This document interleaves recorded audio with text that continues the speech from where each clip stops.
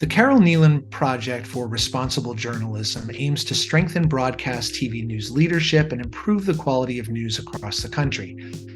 Now celebrating its 25th anniversary, Kneeland Project Fellows have included Rashida Jones, the president of MSNBC, and leaders from almost every group and every state in the U.S. I'm Michael Depp, editor of TV News Check, and this is Talking TV. Today I'm talking with Joan Barrett, the president and GM of WCNC, and Anzio Williams, the SVP of Diversity, Equity, and Inclusion at NBCUniversal Local. Both are board members of the Kneeland Project, and we'll be talking about how that project is endeavoring to spread best practices across the industry, along with how those practices and techniques have evolved as the news landscape itself has. We'll be right back with that conversation.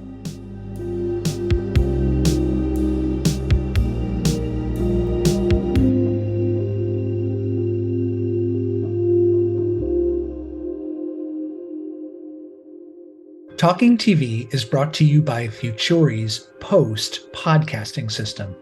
Last year, U.S. podcasting revenues grew 22% to $1.8 billion. When you compare podcasting with other forms of media, it continues to be one of the fastest growing digital channels. With Post by Futuri, you can add a podcasting element to your local newscasts and tap into that growth opportunity. Learn more about Post at futurimedia.com/post4tv. Welcome, Joan Barrett and Anzio Williams Hello. to Talking TV. Oh, thank you. Joan, who was Carole Kneeland and how did this project come about? Carole was a tenacious reporter back in Texas in the day. Lots of stories on how Carole worked her way into television reporting. And one of my favorite is, I think she had applied for a job a couple of times in Houston. She was a print reporter in Corpus Christi. And the news director said, I'll never hire women on this team because their voices are too nagging. And then there was this little EO thing and things happened. And Carole got a job as a TV news reporter. And eventually she was the political bureau chief for WFAA based in Austin. Did a lot of really tough, groundbreaking coverage at the time, really leading the way in Texas, for which we know is a rich state in politics.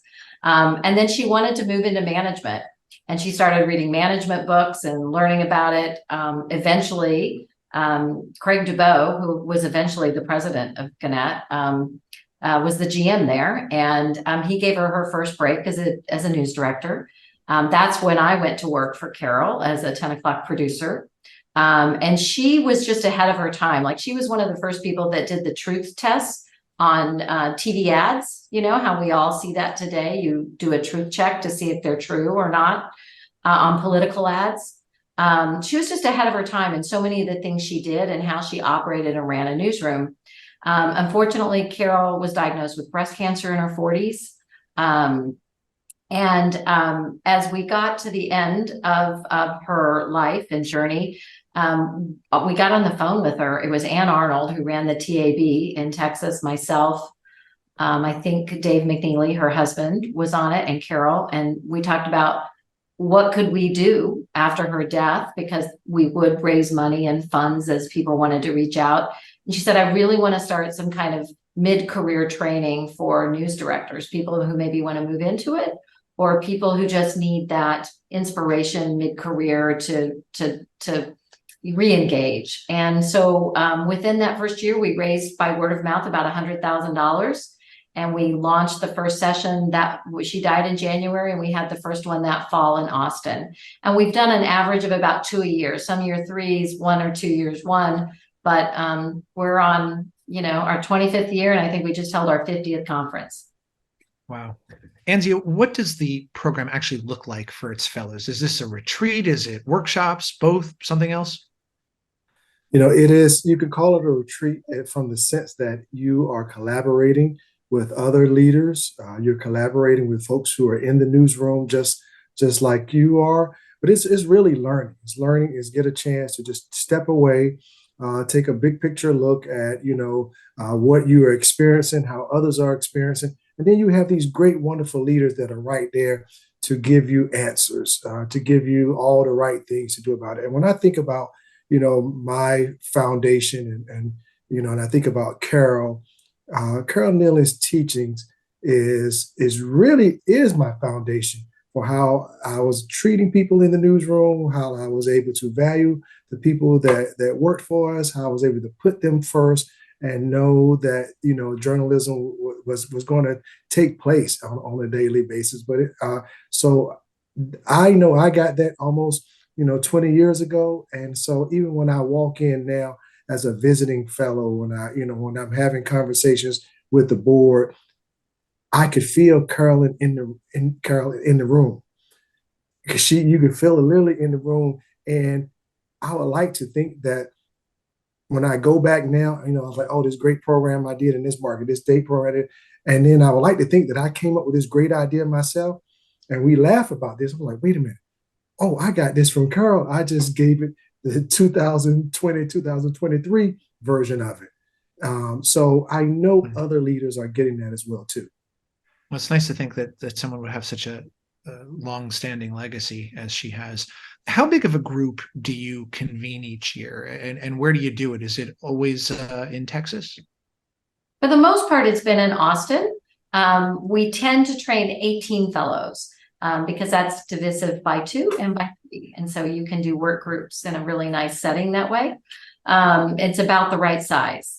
Texas Association of Broadcasters is a wonderful host for us. They have a great meeting facility, and they donate that space to us as part of their fiduciary role in the group. We did one at Scripps, we did one at Media General in Florida, one at Tegna in DC, and we really found Austin is the home. It's just where Carole was. It's kind of where the heart of the project is. Not a bad place to go out at night after. Absolutely, the fellows usually enjoy that. Yeah. Is this a weekend long kind of event? It starts Wednesday at 4. I do an opening session. We have a keynote that night, and then we do all day Thursday, Friday, and we wrap up by noon Saturday. Okay, and who pays for this? Is this the project itself paying for the attendees?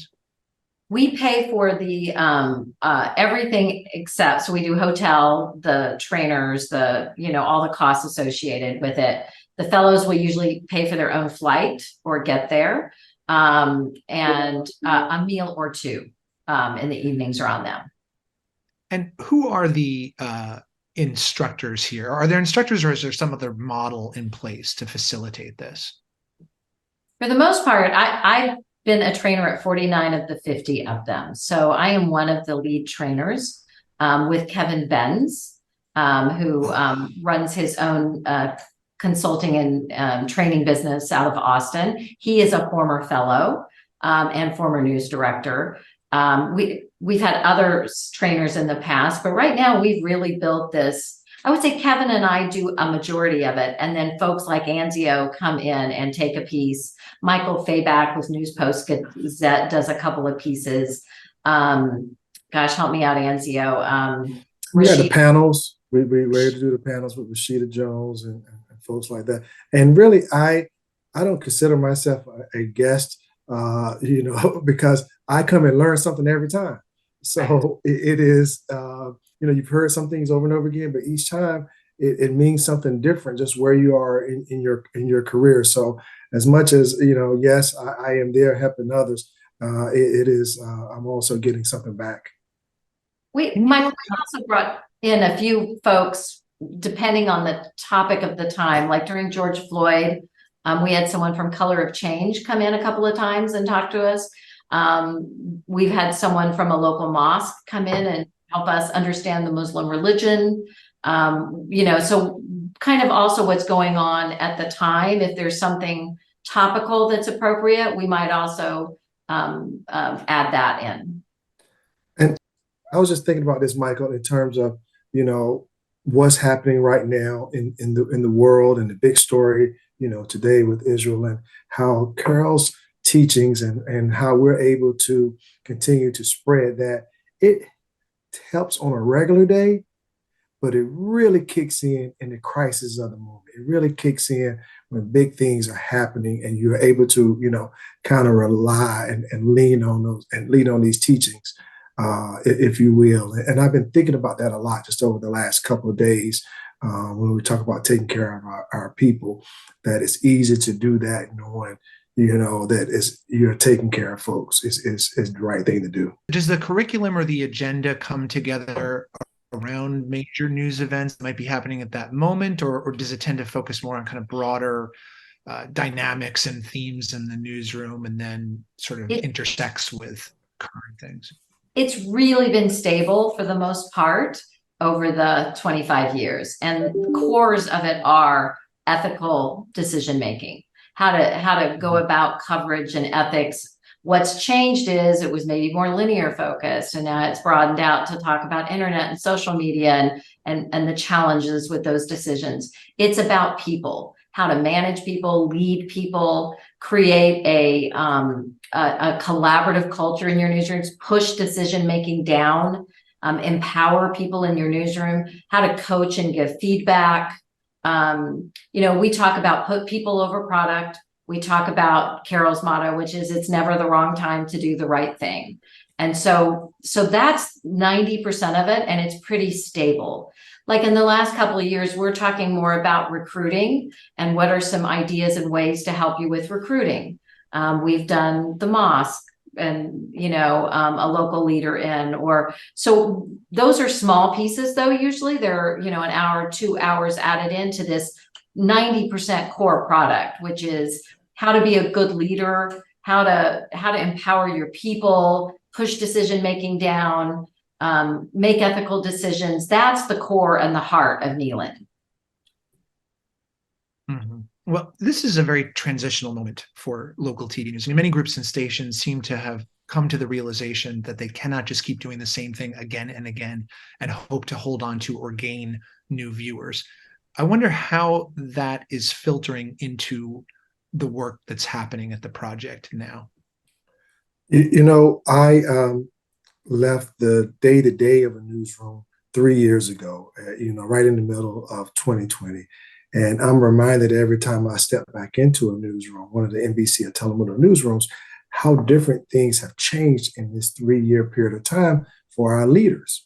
We used to just worry about what stories we're going to cover today. And then all of a sudden we turned into contact tracers, who has COVID, who was beside who was, and how are you going to count those days that are out there? Are they sick days or whatever? So it is much more a workload on our news leaders. So where I don't think it's a moment. This has been building up over time. It's just transitioning with the world. So I think that the things that, from the first Carole Kneeland Project are even more relevant today. You think about people, we talk about ethics and we talk about, folks losing confidence in local journalism and other journalism. Well, we've been talking ethics every year. We are reinforcing the ethics is first. So I like to say that, Kneeland is something that, we keep looking for this magic bullet that's going to help save journalism. We've been doing it here. And so I'm thankful that, the companies I've worked for, including NBCUniversal, has always supported it. And frankly, most of the time when I'm interviewing people, I love to see that they have Carole Kneeland on the resume. That's a star, a shield of approval in my book. Given the focus on ethics and empowering people inside of newsrooms, pulling people up, for leaders to empower other people to lead in some ways. One of the big issues that is afflicting newsrooms everywhere is burnout and attrition. And so, you talked a little bit to recruitment before and how that's come up. I wonder how you are engaging those issues now? Because these leaders are dealing with this, day to day with people who that just find the profession to be unsustainable. They're leaving after just a couple of years, or they're just opting out altogether and not going from journalism school necessarily into TV news anymore. So how are you tackling those problems in your discussions at the project? I think we do some homework beforehand, and it's fair to say a fair percentage are burned out themselves coming in, right? Right. And thinking about leaving the business. And what we hear from them at the end of it, either they tell us or they write to us, is you re-inspired me, re-engaged me. I remember why I got into the business to begin with. So I do think that's part of it. And I think what we're trying to do to stem the burnout or the issues in the newsroom is to give the managers tools to be better leaders and managers, to manage with respect, to give feedback, because what we hear from our people is they want feedback. That's one of the things they want the most. So we've got to talk to them about their work with specific feedback, not just, hey, great story, but why did you like the story and what went well? Let's see more of that, right? So those are the tools, I think, that in some way, when you run a better newsroom and the managers are, kind and respectful and professional and treat people in this way that we try to talk about at Kneeland, the morale of the newsroom goes up, the retention goes up. People like working in that environment better, being respectful of, there are mental health issues today. So what are we in fact did a breakout group both last sessions on what are we doing to help with mental health, your own personal mental health and your employees. What are some things that we're all doing that we could take from each other? I'm curious Joan, about one of your my favorite sessions to sit in with yours is it's okay. It's okay not to be Superman. It's okay not to be Superwoman.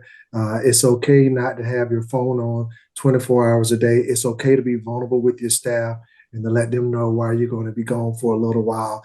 And I love seeing everybody's eyes, because that certainly was not something that I practiced, that I did, as rather the newsroom, but this is also part of the problem there. So to see and hear Joan do that from a position of a general manager and, running stations, and she tells them it's okay.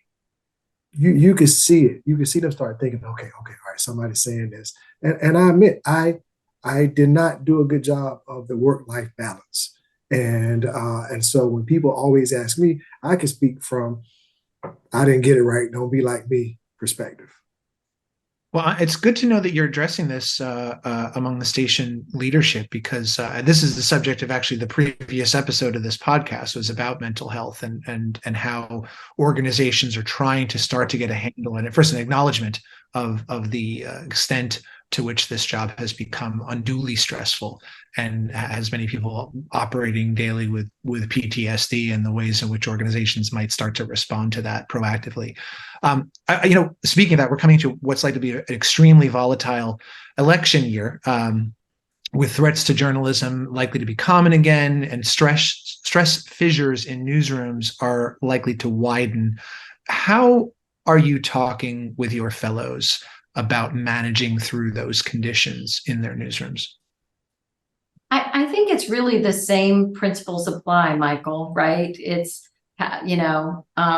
creating mechanisms to create relationships and feedback and loops with your team. I tell the story how when I got to one job, nobody felt comfortable coming into the news director's office. They would kind of walk up, lean in like the carpet was hot lava because they didn't want to step in, and so I think all the things we teach go toward that idea of when stress comes up, that they know they can pick up the phone and say, I don't feel safe. And we say, that's okay, get out, right? Or that they know those things are okay. And if we create that respect and those relationships and those loops of communication as a general practice, when I think temperatures escalate or those situations, our staff is better equipped to raise a hand and say, I need help. Mm-hmm. Mm-hmm. What about DEI in the discussion here too? Is that woven in more so now than it used to be in these discussions in terms of diversifying your personnel, diversifying the subjects that are being covered, being more inclusive of the entire community that a news organization finds itself in? I like to say that Carole was using the principles of diversity, equity, inclusion before anybody called it DEI. When I go back and look at the things that you and I have talked about, Michael, where we are able to measure, our crime content, we're able to measure at our television stations how we show people of color, in our news broadcast. Carole was talking about that, years ago. So yes, we do include it. It is a thing now. It is important and that's part of ethics too. That's part of the responsibility of being a news leader, is to take a look and see, are we being fair, by the communities that we're serving? Or if we're only, if they can take an assessment of their own newscast and say, whoa, okay, this looks out of whack. Well, then we also give them some principles. Okay, how do you also, what steps can you take to make that better? Well, all of this sounds very promising. Carole Kneeland certainly sounds like a person to have known.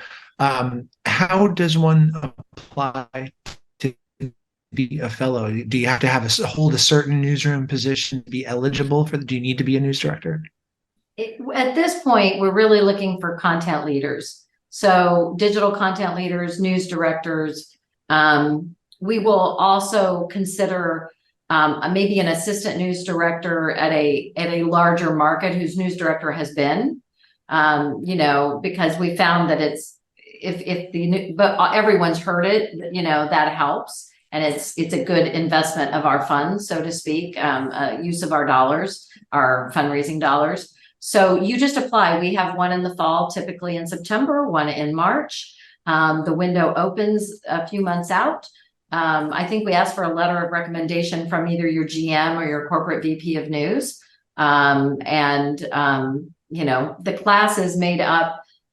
We try to diversify it by market size, by geography. I think this time we had New York and we had Lincoln, Nebraska, which is like market 208 maybe, right?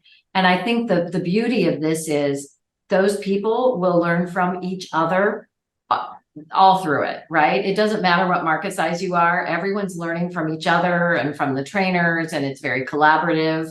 It's, people at the end of these, so you put your submission in kneelandproject.org, just apply. We also talk to the groups, particularly those that help fund us. Most of the major groups fund us. I'm still working to get a few more in the door. We typically don't have more than 2 from a group. Sometimes 1, just so that it's not a Tegna meeting or a Hearst meeting, right?